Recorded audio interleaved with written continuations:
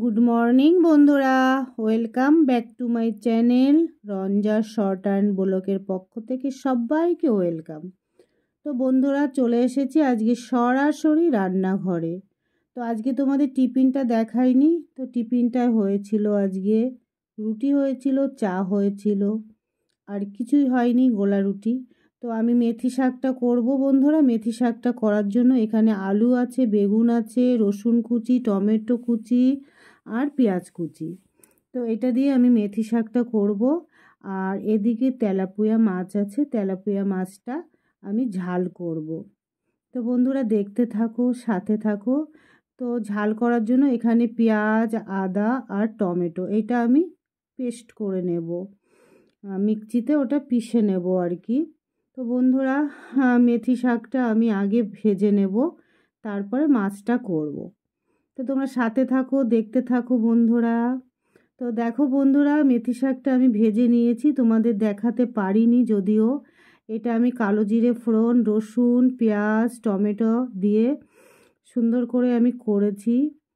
তো একদিন তোমাদের অবশ্যই আমি এই রেসিপিটা করা দেখাবো। এবার আমি মাছের ঝালটা করব, এটা তোমাদের দেখাচ্ছি কিভাবে করলাম। তো বন্ধুরা সাথে থেকে দেখো, আর ভুল ত্রুটি হলে অবশ্যই ক্ষমা চোখে দেখো। তো গুঁড়ো মশলার মধ্যে লবণ, হলুদ, জিরে ধনের গুঁড়ি আছে, একটু সামান্য চিনি আছে, একটা শুকনো লঙ্কা আছে, আর এখানে আছে আদা, টমেটো আর পেঁয়াজ, কাঁচা লঙ্কা। তো বন্ধুরা কড়াই বসিয়ে দিয়েছি, কড়াই গরমও হয়ে গেছে। তো এক হাতে তো তেলটা ঢালা যাচ্ছে না, সেই জন্য তেলটা দিয়ে আবার আসছি। তো বন্ধুরা দেখো, তেল দিয়ে মাছ ভাজাও হয়ে গেছে আমার তিনটে, আর 3 পিস আছে, 3 পিস ভাজা হয়ে গেলে হয়ে যাবে। তো তোমরা সাথে থাকো বন্ধুরা, দেখতে থাকো। দেখো বন্ধুরা, মাছ ভাজি আমার হয়ে গেছে। এবার ওই মাছ ভাজি তেলেই আমি দিয়ে দেব সামান্য জিরে ফোড়ন, আর দিয়ে দেব একটা শুকনো লঙ্কা। আর ফোড়নটা বেশ একটু ভাজা হয়ে গেলে তারপরে দেব পিষে রাখা মশলাটা। ওখানে আদা আছে, টমেটো আছে আর পেঁয়াজ আছে, আর কিছুই নেই কিন্তু বন্ধুরা, এই 3টে উপকরণ এর মধ্যে আছে। তো এটাকে আমি সুন্দর করে একটু কষিয়ে নেব, সামান্য কষিয়ে তারপরে গুঁড়ো মশলাটা অ্যাড করব। তাই এটা 2-4 মিনিট আমি কষিয়ে নেব। তো বন্ধুরা দেখতে থাকো কিভাবে রান্না করছি আমি। তো বন্ধুরা দেখো, বেশ 2-4 মিনিট আমি কষিয়ে নিয়েছি। আঁচটা একটু বাড়িয়ে দিয়েই এবার আমি গুঁড়ো মশলাগুলো অ্যাড করছি। এখানে লবণ, হলুদ, জিরে ধনের গুঁড়ি আছে, সামান্য একটু চিনি আছে।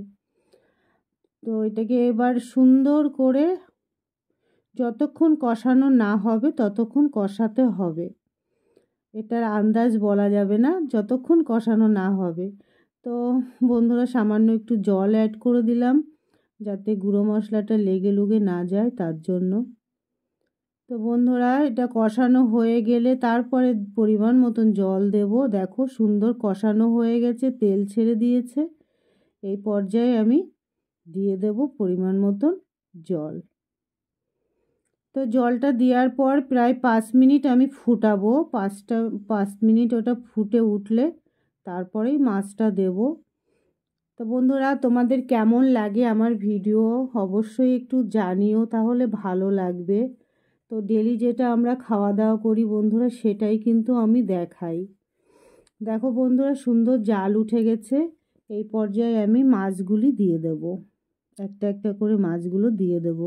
মাছটার সাইজটা একেবারে ছোটও ছিল না, একেবারে বড় ছিল না, তবে ভালোই বড় ছিল আর কি, একদম টাটকা মাছ ছিল।